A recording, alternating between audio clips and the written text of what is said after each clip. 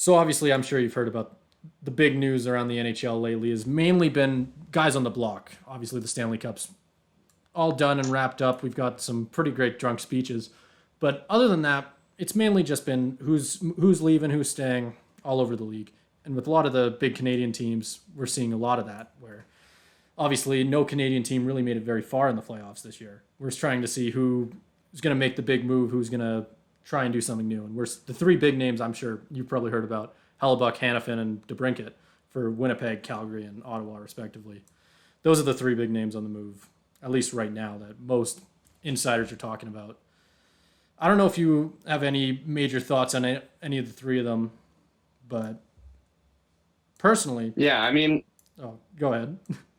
no, I mean, like, for sure, any one of these players, depending on if they go to the right place, could be a game changer, right?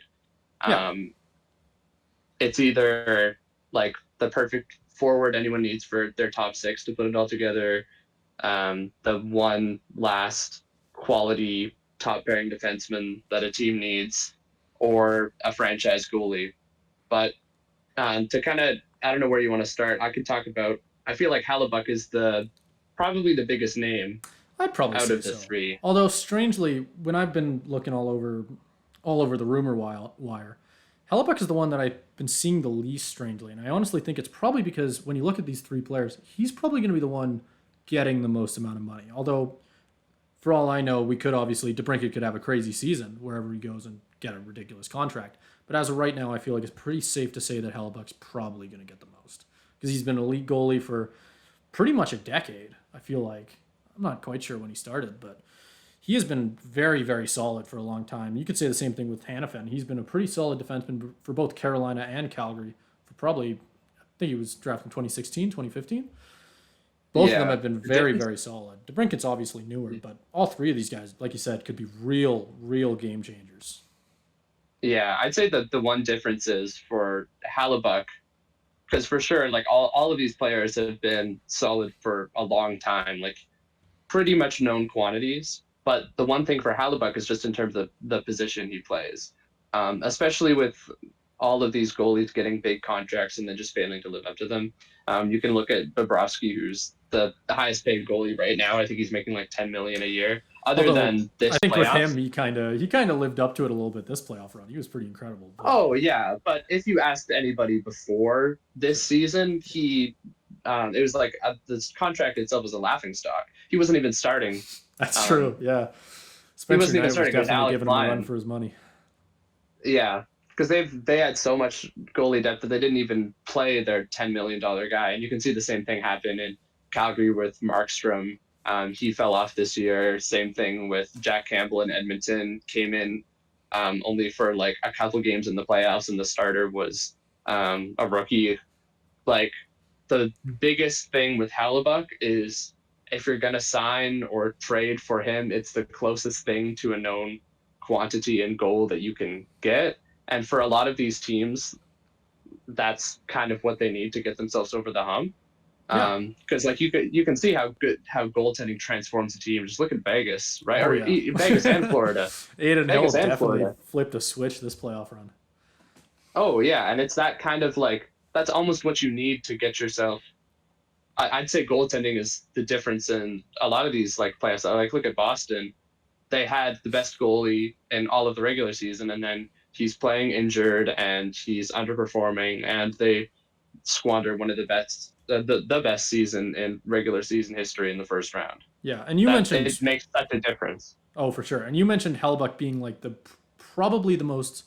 I'm not sure what the word you use, but the one I'll use is probably the most consistent goaltender that you could probably get this offseason, which and with consistency has been a big issue for a lot of goalies, obviously. But the thing with Bobrovsky is you could almost argue the same thing for him before he signed his big contract. I don't think anybody Mm-hmm. could have seen the fall off coming. And even for Markstrom, arguably. Well, maybe not to Yeah, the same degree.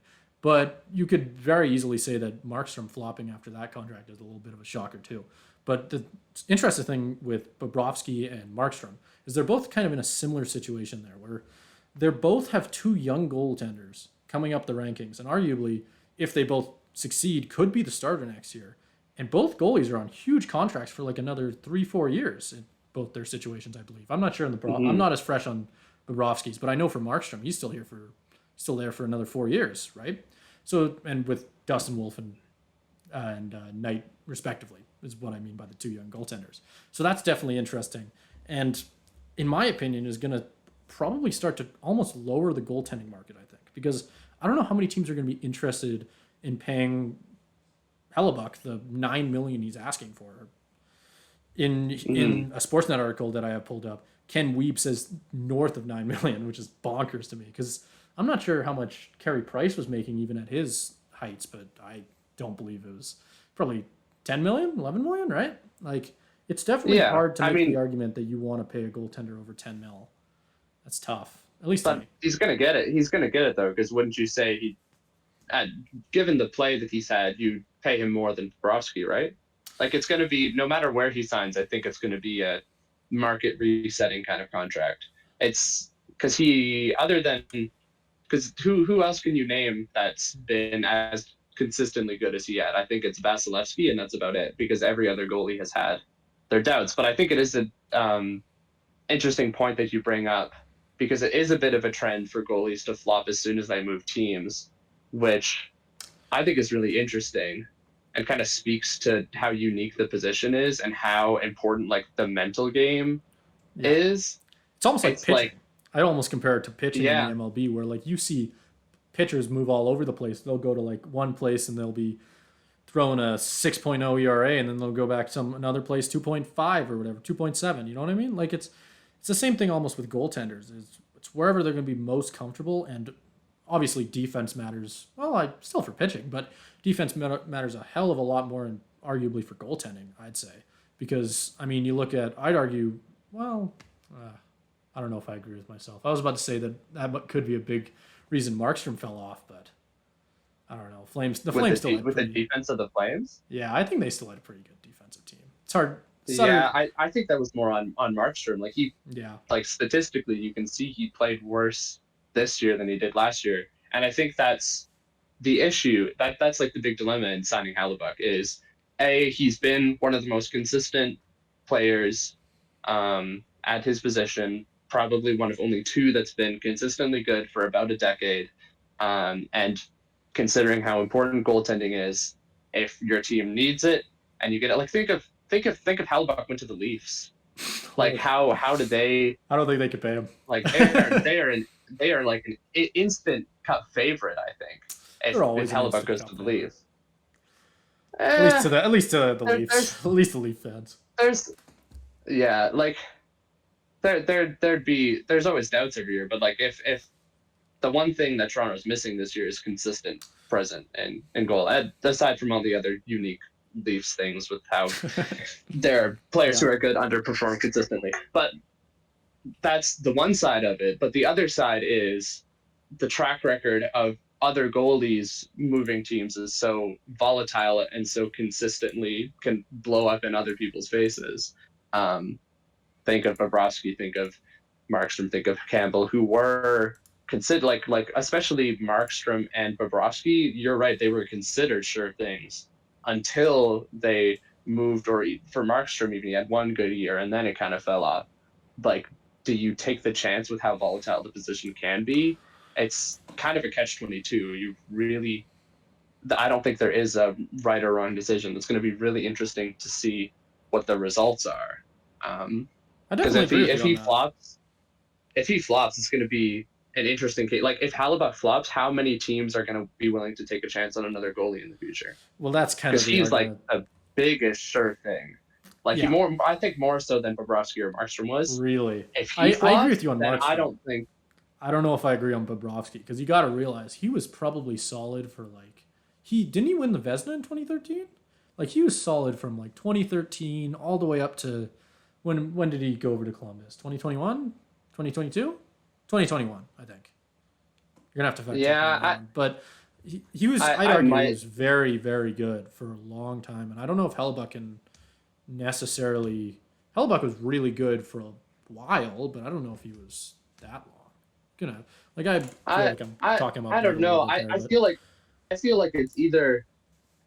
Just speaking, I'd have to look at the stats too, but Bobrovsky definitely was more consistent than Markstrom, but Oh, Hallebuck has been they're a Hallebuck bit has more been the comparable, probably, I'd argue.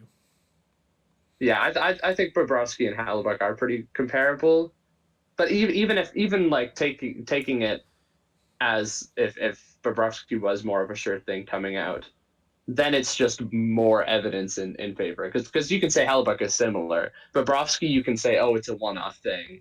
With Hallebuck, it's starting. If Hallebuck flops, it's starting to become a trend. Yeah, Bobrovsky starting in 2016, 2017. Or no, sorry, I'm talking about Hallebuck. My bad. My bad. Hallebuck started in his first season was in 2015, 2016, which God, I can't remember his name now.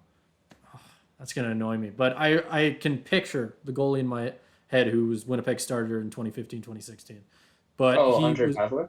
yes, that's his name. And then he replaced Pavlik in 2016, 2017.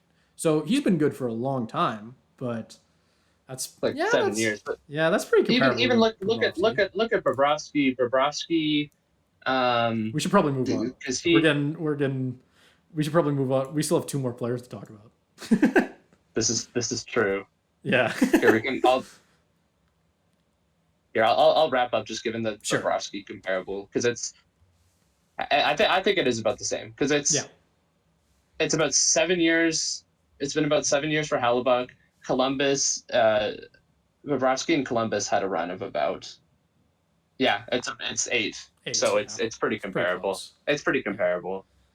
So it'll be certainly interesting to see where he goes and how he does. I think it's and yeah, of course. And moving on to the two other players we got, Noah Hannafin and DeBrincat.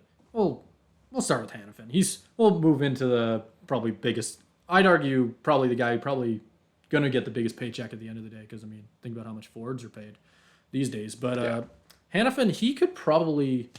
I think there's gonna be a lot of people after Hannafin, and I think it might happen soon. I've been hearing a lot of stuff about that, which will be very interesting for the Flames and whatever team gets them. I've been hearing a lot of different teams, so it's hard to keep track. I thought I heard Seattle at some point.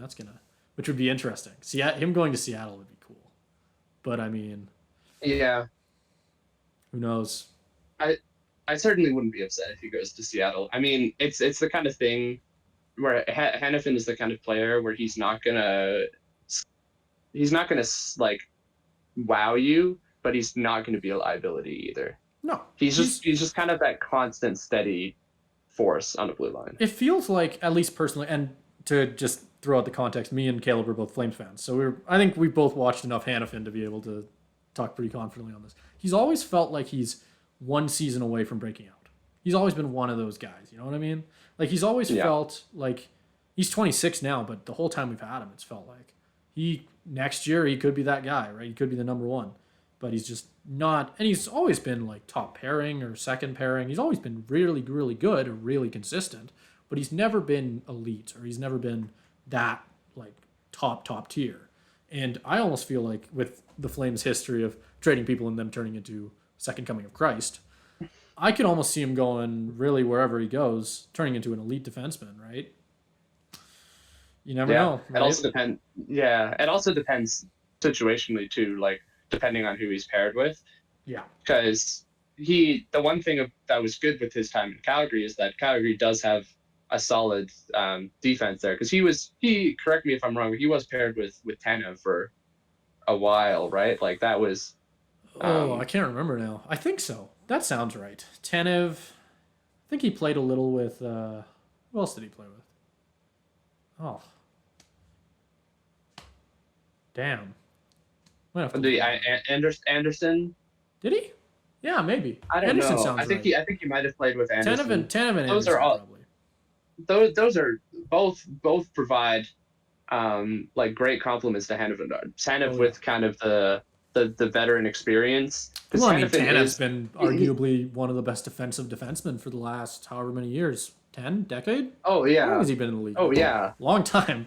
Like he's always been that guy, right? So you throw anybody on, and then the Flames have taken advantage of that, where they'll throw Shillington out there. Shillington's anybody who's watched the Flames game when Shillington was playing, he fly down the ice like absolutely no regard for any sort of defense. He'd he was that guy, but you didn't have to worry about it because Tanev was back there, right? And you could make the Mhm. argument maybe that boosted Hannafin if he was playing a lot with Tanev. You never know, right? Yeah. But I'd still argue Hannafin's a pretty sure thing. I think whoever gets Hannafin is going to be pretty happy. Whatever the Flames get for Hannafin is going to be a pretty big, pretty solid Uh, package, I'd imagine. I've been hearing a lot of that's big things. Like I could definitely yeah, see. perhaps. I could The see. only I know that the big. the only thing I'd say against that is like because he's a free agent in a year, how much does that dilute your return, Yeah, right? but it's the Like, same thing with DeBrinket, I believe, right? Isn't DeBrinket but DeBrincat's also? an RFA. DeBrincat's Is an he? RFA Oh, okay, that's my bad. because that changes things It does. I agree. because Yeah, they still have the Sens still have control over him, right? sure. That's Yeah, why they were willing to give up so much in the first place. yeah, Like and if we want to start talking about DeBrincat too, I think that's sure. an Yeah. interesting comparable too Well, because as a it's very biased Flames fan, DeBrincat for Hannafin would be just great, but that's not going to happen because the hockey it world is would, cruel. but there's But yeah, it would be nice, but again, there's like the leverage part of it too. sure. Yeah, there's Hannafin, a lot if there. he could play out another year in the Flames, and then you could get him Big for nothing. poof. Yeah, like he's. To break it, you have complete control, barring an offer sheet, which never happens. Right? Although I don't know how much there is behind this, but I swear I was hearing rumors about DeBrincat potentially not wanting to be in Canada. I thought that was something that was starting to be spread around. I don't remember I could how see that. sure of a thing that is. So again, take that with a grain of salt. But No, I could understand that because otherwise, why would I don't even understand why Ottawa's looking to trade him because it wasn't even like a year ago at this point that they got him, and he was looking to be the piece that kind of brought it all together for Ottawa. yeah, for Now sure. that didn't really happen, but Ottawa's still such a young team with so much potential that I don't really understand why you would want to trade away to break it unless there's something else going on that we don't know about, like he's unhappy with the situation, whether that be location, coach, teammates, who knows, right? Yeah. And DeBrincat's obviously he's a very very skilled playmaker, and we've seen that especially shown in his time with the Blackhawks and or Blackhawks Ottawa both sides. And I think he did he have his best year this year or was it a down year? I don't remember. I'm not too sure. I think he was pretty solid. Like I can check that. I yeah, think it was. I don't think it was anything crazy. no, Yeah, he had it was a bit of a down year compared to last year. This year he had 66 points. Obviously not bad. no, But not last not at year all. he had 78 in Chicago. Yeah, well that makes sense playing with guys like Kane. I don't Yeah, necessarily diss DeBrincat for that. Kane's gonna Kane. no, it's this is true. This is true. Although the other thing, looking at it, obviously it's plus minus, so take it with a giant grain of salt because it's kind of the dumbest stat of all time. But it is Sure. like enough of a drop off to be concerned where he's negative 31. Oh, really? Uh, Oh, I kind of want to pick yeah, his stat sheet now. That's interesting. yeah, it's Because I yeah, mean, it's you going pointed from out like take it with hovering a grain of around salt, but minus when it's 10. that low, you know, Yeah, that's what I said. Like if I'm seeing a little bit of a drop off, I can sure. brush it off, and but like it's a drop of like negative 20 from the previous year, which is already lower than what his career average was. All right. Well, let's try and wrap this up a little bit. Who do you think is going to be the most valuable to like a certain team, and where do you think that person's going to end up going? If you were to just throw out a random bold prediction, I don't know how much attention you've been paying to all the rumors on that, but who do you think would be the most valuable to whatever team?